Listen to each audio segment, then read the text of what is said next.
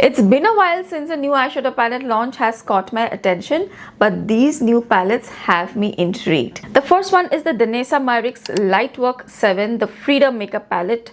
I think this palette just looks gorgeous. The eyeshadows in here, the swatches, they look so beautiful. I think the metallic or the multichromatic shades are on a different level. So I am really interested in trying this palette, and I don't have a Danessa Myricks palette which is in this stackable format, and I really like this format. I have one Danessa Myricks palette. This is the Lightwork Volume 3, and this is what I have used today for my eyeshadow look.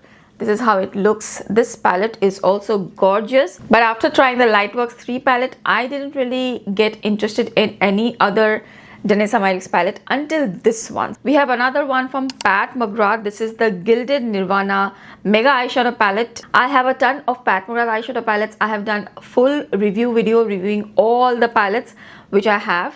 And until this palette, I was not really interested in buying any of the other Mothership palettes so far. But this one, I feel I really like it. Although I think I may have all of the shades which I see in the swatches here, and there is nothing very unique which I can get from this palette. So I do like the color story of this palette, but I may not end up purchasing it. It has 12 shades, retails for $72, which I think is quite a good price considering it's a Pat McGrath palette.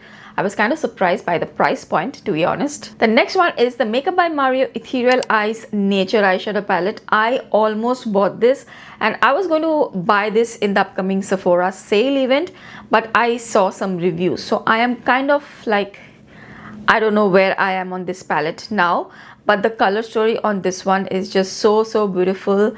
Olivey, warm, fall toned eyeshadow palette, and I just love the formula on the Makeup by Mario Moonlight Ethereal, if I'm not wrong. I loved that palette. The sparkling shimmers in that palette is just so beautiful. I was hoping that this palette will also be something similar to that palette, but what I see from the reviews, some people are complaining that the shimmers are not that great, and this palette is not worth the money. So I am kind of rethinking about this palette now. There's also the Urban Decay Moondust Quad Glitter Eyeshadow Palette, which has that purpley pinky tone.